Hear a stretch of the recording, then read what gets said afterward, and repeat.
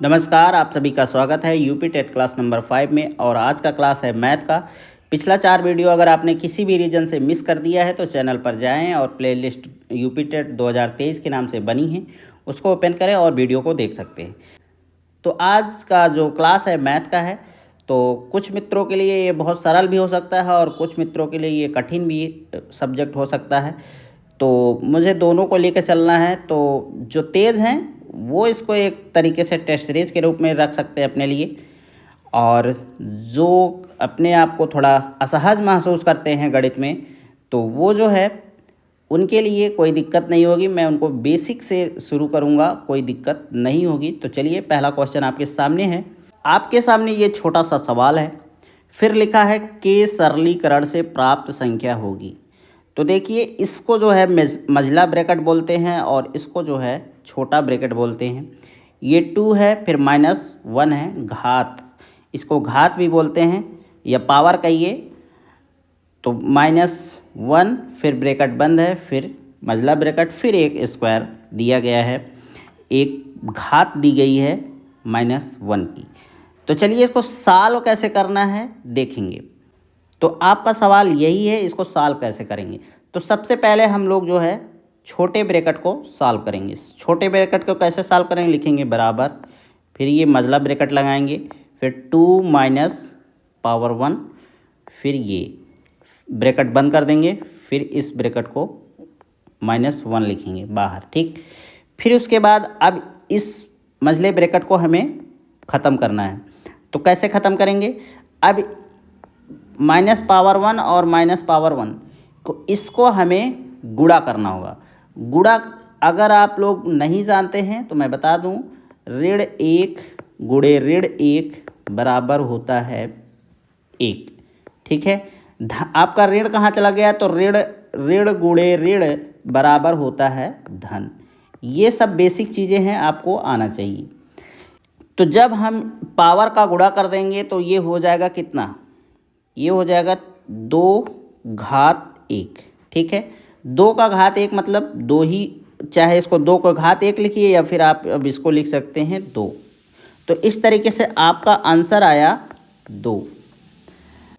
अब आप देख सकते हैं कि ऑप्शन में क्या है। पहला है अभाज्य संख्या, दूसरा है सम संख्या है, तीसरा है 2 का गुणक है, या फिर चौथा है विषम संख्या है। तो आपका आंसर क्या आया है, तो 2 आया है, ठीक है। 2 संख्या क्या है, तो ये है अभाज्य। पहला चीज़ अभाज्य है और दूसरा चीज़ है सम है। अभाज्य संख्या क्या होती है, जो स्वयं और एक के अतिरिक्त और किसी प्राकृतिक संख्या से विभाजित नहीं होती, उन्हें अभाज्य संख्या कहते हैं, ठीक है। और सम संख्या क्या है, वह संख्या जो पूर्णतः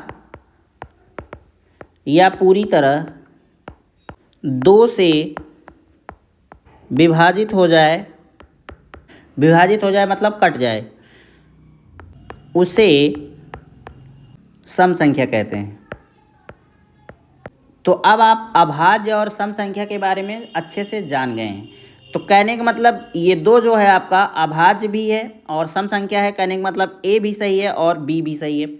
और 2 का गुणक मतलब गुणा होता है, तो ये भी आपका ऑप्शन सी भी सही है। तो इस तरीके से अब आपके सामने ये 4 ऑप्शन है नीचे, तो इसमें से कौन सा सही है, तो कहने का मतलब आपका ऑप्शन ए बी सी सही है। अच्छा, इसमें थोड़ा सा मिसप्रिंट हो गया, डी भी ए बी सी है। आप चाहे ए को मान लीजिए चाहे डी को मान लीजिए, लेकिन है ए बी सी सही है और डी आपका गलत है, क्योंकि 2 जो है ना विषम संख्या नहीं है। 2 क्या है, सम संख्या है पहली बात, और दूसरा अभाज्य संख्या है। अब थोड़ा सा जानेंगे कि अभी आपके इस अभाज्य वाले के जो मैंने आपको परिभाषा दिया, इसमें प्राकृतिक संख्या आया। प्राकृतिक संख्या है क्या, उसके बारे में भी थोड़ा सा जानेंगे। जिस संख्या का उपयोग हम लोग वस्तुओं की गिनती करने में करते हैं, उन्हें प्राकृतिक संख्या कहते हैं। तो आपको अब कंफर्म हो गया प्राकृतिक संख्या है क्या। जैसे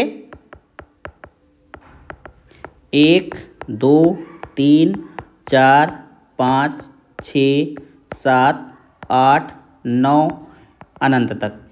अगर आपसे पूछा जाए सबसे छोटी प्राकृतिक संख्या क्या है, तो सबसे छोटी प्राकृतिक संख्या 1 होती है।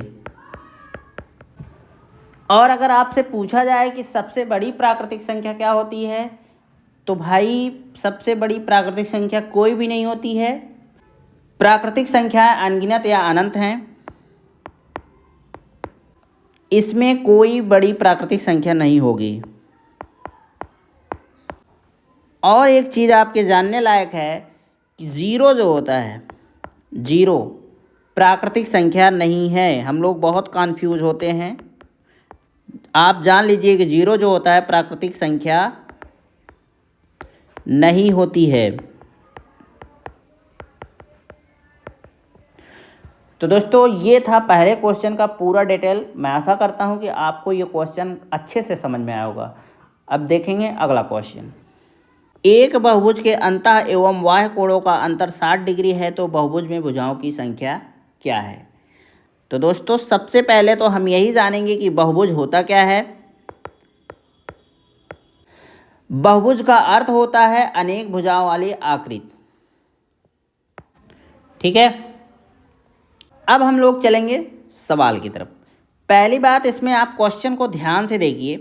पूछ रहा है अंतः एवं बाह्य कोण, मतलब अंतः मतलब अंदर का और बाह्य मतलब बाहर के कोणों का अंतर पूछ रहा है। जो इन दोनों का अंतर है अंदर और बाहर का, वो 60 डिग्री है। हमें यही पकड़ना है। मतलब क्या करना है, अंतर पूछ रहा है, कहने का मतलब आपको घटाना है। किस में से किसको घटाना है, इन दोनों में से अंतः और बाह्य। तो चलिए पहले इसका सूत्र होता है, उस सूत्र को जानेंगे, फिर उसके बाद सवाल को लगाएंगे। बहुभुज के अंतः कोण का सूत्र ब्रैकेट में n-2 180 डिग्री बटे n होता है। ठीक है, इस सूत्र को आप याद रखिएगा। ठीक है, फिर बहुभुज के बाह्य कोण का सूत्र क्या होता है। बहुभुज के बाह्य कोण का सूत्र, तो इसका सूत्र होता है 360 डिग्री बटे n। अब हमको इसी सूत्र से इस सवाल को लगा देना है। इस सूत्र में से, पहले सूत्र में से दूसरे वाले को घटाना है। कैसे घटाएंगे चलिए देखते हैं। इसको लिखेंगे सेम टू सेम सूत्र आपका लिखेंगे ब्रैकेट में n-2 ब्रैकेट में बंद, फिर 180 बटे n ऋण क्यों अभी बताता हूँ। 360 डिग्री बटे n बराबर 60 क्यों, क्योंकि अंतः और बाह्य कोण का ही अंतर 60 डिग्री है, इसलिए 60 डिग्री जो कि आपके क्वेश्चन में दिया गया है तो वही रखेंगे। अब इसको सॉल्व कर लेंगे आसानी से, कोई दिक्कत आपको नहीं होगी। सॉल्व कैसे करना है, इस 180 को इस ब्रैकेट वाले में गुणा करना है। तो क्या होगा, 180 का n में गुणा करेंगे तो 180 डिग्री n हो जाएगा। फिर -2 करेंगे तो ये हो जाएगा कितना, 360 डिग्री हो जाएगा कि नहीं हो जाएगा। फिर क्या हो जाएगा, हम रख देंगे बटे n, फिर ऋण 360 डिग्री बटे n बराबर 60 डिग्री, पहला स्टेप। फिर दूसरा स्टेप होगा आपका, अब देख रहे हैं कि ये n जो है ये भी और ये भी बराबर है, इसमें कोई अंतर नहीं है। तो हम क्या करेंगे, n को एक ही n रख लेंगे और इसका जो है 180 डिग्री n ऋण 360 डिग्री ऋण 360 डिग्री बराबर 60 डिग्री। ठीक है, ये हो गया। अब हम क्या करेंगे, 180 डिग्री n ऋण 720 डिग्री बटे n हो जाएगा और ये हो जाएगा 60 डिग्री। ठीक है, ये 720 कहाँ से आया, तो ऋण 360 इसको जब जोड़ेंगे ना तो 720 ही आएगा। ठीक है, 720 डिग्री। इस n को इससे गुणा कर देंगे तो हो जाएगा क्या, 60 डिग्री n बराबर 180 डिग्री n ऋण 720। अब इसको हम करेंगे पक्षांतर। पक्षांतर कैसे करेंगे? 180 डिग्री n ऋण 60 डिग्री n। अब आप कहेंगे कि ऋण कहाँ से आ गया? तो भाई ये धन है ना, जब पक्षांतर होता है तो अगर धन है तो ऋण हो जाता है और अगर ऋण है तो धन हो जाता है। ठीक, फिर अब इसको भी तो हम पक्षांतर करेंगे, तो ये चला जाएगा तो इधर चला आएगा तो हो जाएगा 720 डिग्री। अब इसमें से 180 में से 60 को घटा लेंगे तो आएगा कितना? 120 डिग्री n बराबर 720 डिग्री। ठीक, फिर उसके बाद हम n 720 बटे 120, अब इससे भाग दे देंगे। ये 120 वाला, ये वाला जो है ना, ये वाला इसके नीचे आ गया। ठीक है, और कुछ नहीं। तो अब 0 0 कट गया, और अगर 12 का आपका टेबल आता है बढ़िया से तो 12 कन्नन 12, 12 छः 72, मतलब n बराबर 6 आ गया। तो कहने का मतलब बहुभुज में भुजाओं की संख्या कितनी थी? बहुभुज में भुजाओं की संख्या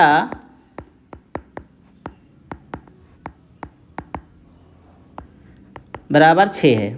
क्योंकि अभी आपको मैंने ये सूत्र लिख के दिखाया था, तो यन का मतलब क्या होता है? यहाँ इस यन का मतलब होता है जो आपको ज्ञात नहीं है बहुभुज में कितनी भुजाएं थी, 5 थी कि 4 थी कि 10 थी कि 15 थी, तो n को मान लिया जाता है। n इसीलिए रखा जाता है, ये बहुभुज के भुजाओं की संख्या को निर्देशित करता है।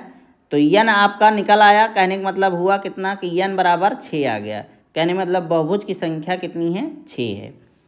एक सरल रेखा पर स्थित बिंदुओं की संख्या होती है, कितनी होती है? 0 होती है, 2 होती है, 1 होती है, या फिर असंख्य होती है। तो दोस्तों अगर आपको पता नहीं है तो मैं बता देता हूँ कि सरल रेखा क्या होती है। सरल रेखा यही है, आप कितनी भी लंबी खींच दीजिए, ये आपकी सरल रेखा हो गई। अब आप ही अपने दिमाग से सोचिए, इसमें आप कितने कट मार सकते हैं? असंख्य मार सकते हैं या फिर गिनती का मार सकते हैं? तो भाई असंख्य मार सकते हैं। आप चाहे मन कहे तो 10 रखिए, आपका मन चाहे इसी में एकदम से बढ़ा दीजिए, जितना मन कहे उतना बढ़ा दीजिए। तो कहने का मतलब ये जो है ना असंख्य होगी, और किसी भी सरल रेखा पर असंख्य बिंदु हो सकते हैं। ये आपका आंसर हो गया। तो चलिए अगला क्वेश्चन। एक पाइथागोरस त्रिक ज्ञात कीजिए जिसकी सबसे छोटी संख्या 8 है।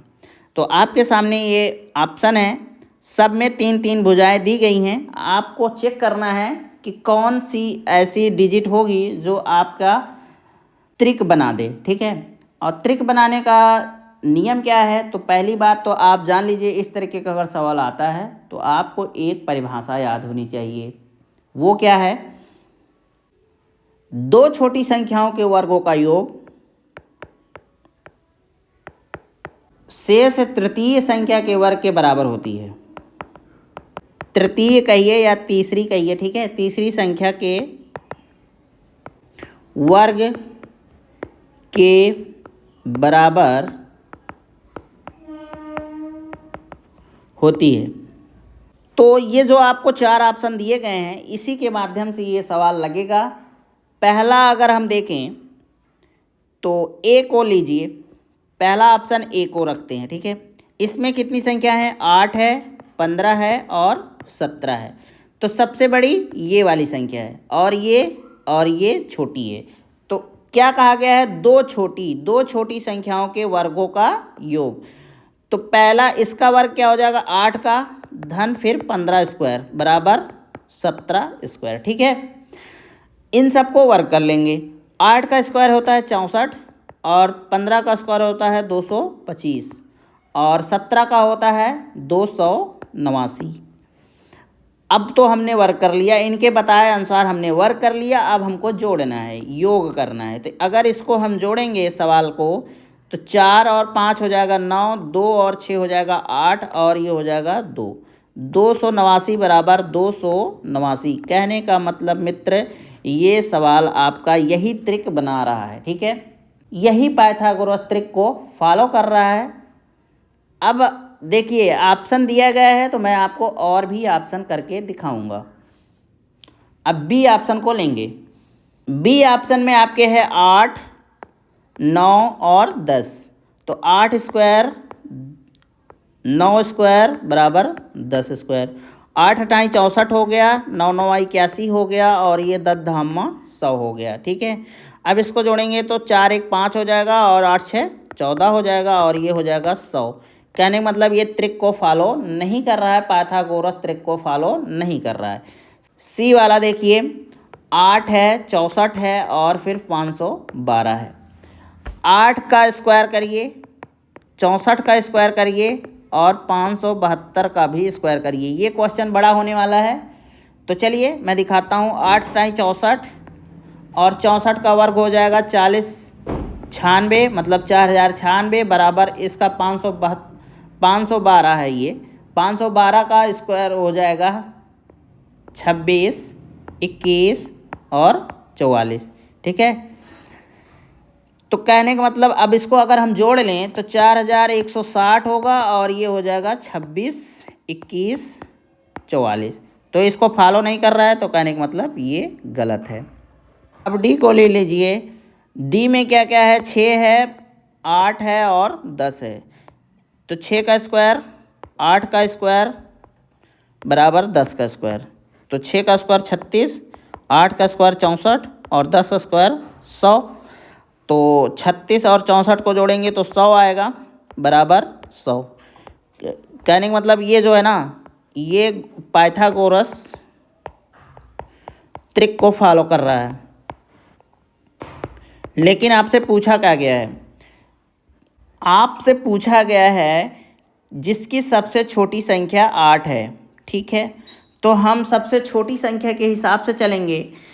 तो इसमें सबसे छोटी संख्या 8 वाले में अगर देखा जाए तो ये आपका ऑप्शन फिट खा रहा है, ऑप्शन नंबर ए। तो इस तरीके से यही सही होगा। फॉलो तो डी भी कर रहा है, लेकिन ये क्यों नहीं कर रहा है, क्योंकि सबसे छोटी संख्या इसमें 6 है और ये दूसरी नंबर की 8 हो गई। ठीक है, अब आपको अच्छे से समझ में आ गया होगा कि क्वेश्चन क्या पूछ रहा था। क्योंकि देखिए सवाल जो होते हैं ना गणित के ना, अगर आपने उनको ध्यान से समझा तो आप उसी दम पर वो सवाल सॉल्व कर देंगे। गणित इतनी अच्छा सब्जेक्ट होता है। तो चलिए अगला क्वेश्चन, जेड का मान ज्ञात कीजिए यदि संख्या 417 जेड 8 9 से विभाज्य हो। ठीक है, आपसे कह रहा है कि ये जो संख्या है 417 जेड 8, ये विभाज्य होना चाहिए 9 से, और वो संख्या कैसे विभाज्य होगी। तो आपके सामने ये 4 ऑप्शन हैं, पहली बात। लेकिन हमें ऑप्शन पर ना जाकर पहले हमें इसका नियम जान लेना चाहिए। तो 9 से पूर्णतः विभाज्य होने का नियम, कोई भी संख्या 9 से पूर्णतः तब विभाज्य होती है जब उसके अंकों का योग 9 से पूर्णतः विभाजित या कट जाए।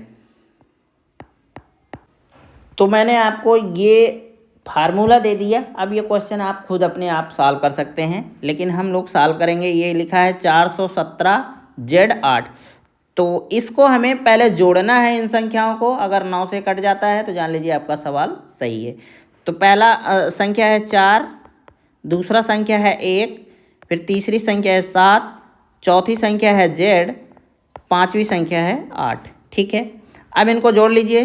4 1 5, 5 7 12, 12 8 20, मतलब ये हो जाएगा 20 धन जेड। ठीक है, अब इस जेड कैसे हम लोग हटाएंगे। तो चलिए पहला ऑप्शन ये है ना, तो जेड के जगह 6 को रखते हैं, देखते आता है कि नहीं आता है। तो 20 धन 6 बराबर 26 हो गया। तो पूरी तरीके से नहीं आ रहा है, क्योंकि आप 9 का टेबल पढ़िए, 9 का पहाड़ा पढ़िए, तो 26 आता ही नहीं है उसमें। दूसरा डिजिट है 7। अगर इसको देखें तो 20 और जेड के जगह 7 रखेंगे तो हो जाएगा 27, और 9 का पहाड़ा पढ़िए, 9 दूना 18, 9 त्रिक 27, मतलब ये पूर्णतः कट रहा है और यही ऑप्शन आपका सही होगा। कहने का मतलब जेड के पास जेड जो है ना, जेड के जगह क्या आएगा, 7 आएगा और आपका सवाल हो जाएगा सही। अच्छा, इन लोगों को भी देख लीजिए। अगर जेड के जगह 9 रखते हैं तो 20 धन 9 बराबर 29 होगा। 9 के टेबल में 29 आता नहीं है, 3 को रखेंगे तो 20 धन 3 बराबर 23 होगा, और 23 भी 9 के टेबल में नहीं होता है। तो इस तरीके से मैं आशा करता हूँ कि आपको ये सवाल पूर्णतः समझ में आया होगा। तो हम लिखेंगे क्या, संख्या 27 9 से पूर्णतः विभाजित होगी। तो दोस्तों ये था इस तरीके से इस सवाल का हल। अब अगला क्वेश्चन देखेंगे। सवाल है, एक आयत की लंबाई में 60% की वृद्धि करने पर उसकी चौड़ाई में कितने प्रतिशत की कमी करनी होगी जिससे आयत का क्षेत्रफल ना बदले। ये क्वेश्चन बहुत बार आपके पेपर में पूछा गया है, और ये क्वेश्चन जो ना ट्रिकी है, इसको ट्रिक से हम लगा सकते हैं। लेकिन सबसे पहले जानेंगे कि आयत होता क्या है। तो आयत का आकार कुछ इस तरीके से होता है, ठीक है। इनकी आमने सामने की भुजाएं बराबर होती हैं, ठीक है। आयत का क्षेत्रफल क्या होता है, तो लंबाई गुणे चौड़ाई होता है। और परिमाप क्या होता है, तो लंबाई धन चौड़ाई गुणे 2, ठीक है। तो ये तो होगा क्षेत्रफल और परिमाप का सूत्र। लेकिन यहाँ आपको ना क्षेत्रफल का सूत्र लगाना है ना परिमाप का, आपको बताना है इस सवाल का हल। तो इस सवाल को कैसे हल करेंगे, सबसे पहले लिखेंगे आयत के चौड़ाई में प्रतिशत कमी, और इसका सूत्र होता है 100 गुणे x बटे 100 धन x, ठीक है। इसका सूत्र यही होता है। x का मतलब यही है 60%। जो आपको कम दिखाई दे रहा है या बढ़ता है या घटता है, उसी को x के जगह रखेंगे। तो इस सवाल को अगर हम सॉल्व करें तो कैसे सॉल्व करेंगे, 100 लिखेंगे, गुणे x के जगह क्या रखेंगे, 60 रखेंगे, इस 60 को रखेंगे, ठीक है, बटे 100 धन 60, ठीक है। सेम टू सेम वही रखेंगे, जो ऊपर वही नीचे। अब इसको सॉल्व कैसे करना है, तो ये हो जाएगा 100 गुणे 60 बराबर 6000 हो जाएगा। 6000 कैसे, 1 2 3 3 जीरो रखो, 6 कन्नन 6, बहुत सरल तरीका होता है इस तरीके का गुणा। और ये हो गया 100 धन 60 बराबर 160 हो गया। अगर हम इसको काटें तो ये हो जाएगा 0 0 से कट जाएगा, और सबसे छोटी संख्या से काटेंगे। वैसे काटने के तो मैं 16 से भी काट दूंगा, लेकिन आपको समझ में आना चाहिए, इसलिए सबसे छोटी पहले 2 से काटेंगे। 2 से कटेगी, 2 8 16 होता है, और ये हो जाएगा 2 3 6 0 0, ठीक है। फिर उसके बाद जो है 2 चौक 8, 2 कन्नन 2, 2 पंचे 10, 150 आएगा 300 का जब हम 2 से काटेंगे। फिर उसके बाद 4 है, 4 को काट दीजिए 2 से, 2 दूना 4 आएगा, और ये हो जाएगा 150 को काटेंगे तो 75 आएगा, ठीक है। अब जब हम 2 से काटेंगे इसको तो 2 कन्नन 2 हो जाएगा, और ये 2 3 6, और अब इसमें 1 बचा, 2 7 14 5, ठीक है। ये हो जाएगा 37.5%। इस तरीके से ये आपका उत्तर हो जाएगा। कहने का मतलब सी ऑप्शन सही होगा। अच्छा, कुछ मित्रों को दिक्कत हो सकती है इस तरीके के कट पिट के सवाल में, तो एक बार उनको नॉर्मल तरीके से काट के दिखा देते हैं। 6000 था और 160 था, 0 को 0 से काट दिए थे, 600 को 16 से भाग देना था, ठीक है। तो 16 3 48, 16 चौका 64 ज़्यादा हो जाएगा, तो हम ले जाएंगे 3 बार, और ये 48 में से जब 60 में से 48 को घटाएंगे तो आएगा कितना, इधर 2 आया, और ये बचा 5, 5 में से 4 गया 1, ठीक। और अब 0 उतार लेंगे क्योंकि ये 12 है और ये 16 है, छोटा हो जाएगा। अब हमको 16 का पहाड़ा पढ़ना है। 16 सत्ते 112, अट्ठे क्यों नहीं गया, क्योंकि ज़्यादा हो जाएगा तो फिर 120 से माइनस नहीं हुआ, ठीक है। तो ये हो जाएगा 8, और ये हो जाएगा कट, ये भी हो जाएगा कट। अब हम लेंगे डेसिमल, दशमलव जिसे बोलते हैं, और 0 मिल जाएगा फ्री में, 16 पंचे 80।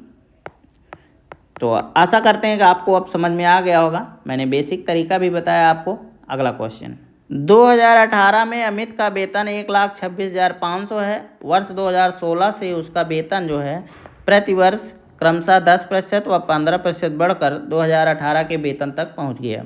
वर्ष 2016 में उसका वेतन कितना था, ये आपका सवाल है। यह चीज़ अगर आप देखें तो 2018 में अमित का वेतन कितना है, तो 1,26,500 रुपये, मतलब वर्तमान की बात कर रहा है, ठीक है, इस सवाल के हिसाब से। इस समय तो 2023 चल रहा है। और 2016 में अगर इसका वेतन देखा जाए तो पूरे सवाल में आपको कहीं नहीं मिलेगा कि 2016 में इसको कुछ वेतन क्या मिलता था, ये हमें जानकारी नहीं है। तो मैथ में होता क्या है कि जिस चीज़ की जानकारी नहीं होती है उसे हम एक्स मानते हैं, ठीक है। तो मान लिए कि हमने अमित का वेतन जो है 2016 में x% था, ठीक है।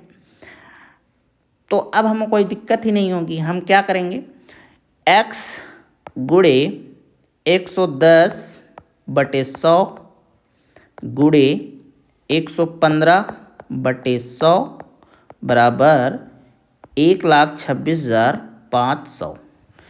अब आपको एक चीज़ की दिक्कत हो सकती है कि 110 और 115 कहाँ से आया। तो आप जानिए कि प्रतिशत क्या होता है, हमेशा 100 में निकाला जाता है। अगर 10% की वृद्धि हुई तो 100 धन 10 बराबर 110/100, ठीक है। अगर 50% की वृद्धि हुई तो 100 धन 50 बराबर 150/100। अगर हानि हो गई, मान लो 25% की हानि हो गई तो 100 ऋण 25/100 बराबर 75/100, ठीक है। ये होता है तरीका। तो अब आपको समझ में आ गया होगा कि 110 और 115 कहाँ से आया। अब हम इन्हें डिवाइड करेंगे, मतलब काट देंगे। 0 को 0 से काट देंगे, कट गया। 11 और 10 आया तो अब कुछ इसमें कटना नहीं है। अब 115/100 को काट सकते हैं 5 से। 5 दूनी 10, 5 तियाँ 15, 5 दूनी 10 और ये 0, ठीक है। अगला स्टेप अगर हम देखें तो क्या होगा, x गुणे ये 11/10 लिख लेंगे और ये 23/20 लिख लेंगे। 23/20 बराबर इसको लिख लेंगे 1,26,500, ठीक। अब इसको हम सॉल्व करेंगे, x का मान निकालेंगे। x बराबर 1,26,500। अब एक चीज़ और, ये जो ना 20 है इसमें गुणा हो जाएगा और 10 इसमें गुणा हो जाएगा और ये वाला पार्ट जो है ना नीचे आ जाएगा, 11 गुणे 23। तो अब सवाल में हम क्या कर रहे हैं, वही कर रहे हैं, मैंने आपको दिखाने का प्रयास किया बस। 11 गुणे 23। अब हम सबसे पहले 11 से इसमें डिवाइड करेंगे, किस में, इस वाली संख्या में 1,26,500 में।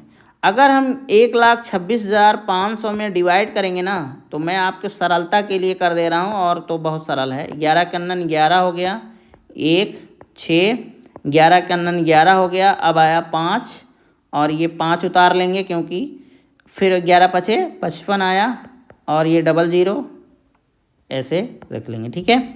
तो ये आया कितना, 11,500, ठीक। ये आपका 11 कट गया। अब अगर हम देखें तो 23 पंचे होता है 115 होता है, ठीक है। अगर आपको विश्वास ना हो तो गुणा कर लीजिए। 23 गुणे 5, 5 3 15, 5 दूनी 10, 1 11। तो 23 पंचे 115 हो गया ना। तो 23 कन्नन 23 और 23 पंचे 115 और ये हो गया 500। अब हम क्या करेंगे, 500 गुणे 20 और गुणे 10 इसको कर लेंगे तो आएगा कितना, 500 गुणे 20 गुणे 10। तो 1 0 है, 1 0 इसमें है और 2 0 इसमें है, तो दोनों रख लेंगे। अब 2 का 5 से गुणा कर देंगे तो 5 दूनी 10, मतलब ये कितना आया, 1 लाख। इकाई, दहाई, सैकड़ा, हज़ार, 10,000, लाख। 1 लाख रुपए अमित का वेतन कब था, 2016 में था। तो ये हो गया आपका आंसर, ठीक है। आशा करते हैं कि आपको ये सवाल आसानी से समझ में आया होगा। निम्नलिखित में से कोई 3 मापों को लेकर कुल कितने त्रिभुज बनाए जा सकते हैं। भुजा की माप 1.2 सेंटीमीटर, 4.2 सेंटीमीटर, 5.9 सेंटीमीटर और 8.1 सेंटीमीटर है। इस सवाल को ध्यान से देखिए, इस सवाल में कुछ भी नहीं है, बहुत ही सरल है। मापें आपको दी गई हैं, पहला ये है, दूसरा ये है, तीसरा ये है और चौथा ये है। त्रिभुज में आपको पता होगा कि 3 ही माप की ज़रूरत पड़ती है और सवाल में कहा गया है कि किन्हीं 3 मापों को आप ले सकते हैं। पहला शर्त इसने रखा है। तो इनमें 4 में से हमें किन्हीं 3 को लेना है, लेकिन हमें पता होना चाहिए कि किसी त्रिभुज की 2 छोटी भुजाओं का योग किसी त्रिभुज की 2 छोटी भुजाओं का योग या जोड़ हमेशा तीसरी भुजा से ज़्यादा होती है या बड़ी होती है। ठीक है, तो मैंने आपको इसका तरीका बताया कि इसका परिभाषा क्या होता है। इसी परिभाषा के अनुसार ये सवाल लगने वाला है। तो चलिए पहला मैं आपको लेके दिखाता हूँ। 1.2 धन 4.2 बराबर 5.9। मैं इस वाली डिजिट को छोड़ देता हूँ, 8.1 को। तो चलिए जोड़ते हैं। 2 को 2 से जोड़ेंगे तो आएगा 4, और 4 को 1 से जोड़ेंगे तो आएगा 5। 5.4 बराबर 5.9।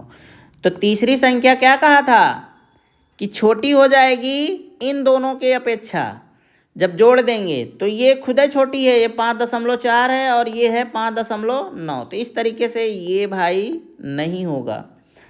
तो अगला तरीका क्या देखेंगे, इस को छोड़ देंगे, 1.2 को छोड़ देंगे। अब हम क्या करेंगे, 4.2 प्लस 5.9 इज इक्वल टू 8.1। अब इसको हम जोड़ के देखते हैं कि क्या होता है। 9 को 2 से जोड़ेंगे तो आएगा 11, तो हासिल ले लेंगे। 5 1 6 हो जाएगा। इसमें 6 कहाँ से आया, इस हासिल को इसमें से जोड़ दिए। 5 1 6 और 6 4 10, और एक अंक पे दशमलव है तो लगा दिए। फिर ये 8.1 ये फॉलो कर रहा है, क्योंकि 2 संख्याओं को जोड़ने के बाद इस तीसरी संख्या से ये दोनों संख्याएं बड़ी हो गई। तो इस तरीके से इसमें कितनी भुजाएं बन सकती हैं, तो सिर्फ और सिर्फ एक ही भुजा बनेगी। ठीक है, एक ही त्रिभुज बनने वाला है। तो कहने का मतलब इसका ऑप्शन डी सही है, एक त्रिभुज। तो दोस्तों अगर आपने अभी तक चैनल को सब्सक्राइब नहीं किया है तो चैनल को ज़रूर सब्सक्राइब कर लें। आपके काम का चैनल हो सकता है। और आप देख ही रहे हैं कि पिछले जो टेट का 4 वीडियो आपको पड़ा है, आप लोग देखिए उसको। तो आपको, मुझे पूरा विश्वास है कि आपको ये वीडियो पसंद आएगा। और बहुत सारे लोगों ने उसमें बहुत सारा प्यार भी दिया है, ऐसी बात नहीं है। बहुत सारे लोगों ने उस वीडियो को देखा है। जिस प्रकार से ये चैनल नया है, बहुत कुछ अच्छा कर रहा है। तो चलिए क्वेश्चन देखेंगे। यदि माशा ए और 8 बराबर 4 और लासा ए 8 बराबर 24 हो तो ए का मान ज्ञात कीजिए। आपसे ए का मान पूछ रहा है इस सवाल में। और ये सवाल जानते हैं कैसे लगने वाला है। ये सवाल आपके दिए गए ऑप्शन के माध्यम से ही लगेगा। कैसे लगेगा तो चलिए देखते हैं। तो पहला ऑप्शन ही उठा लेते हैं। 12 है, एक जगह को 12 रख देते हैं। 12 और 8,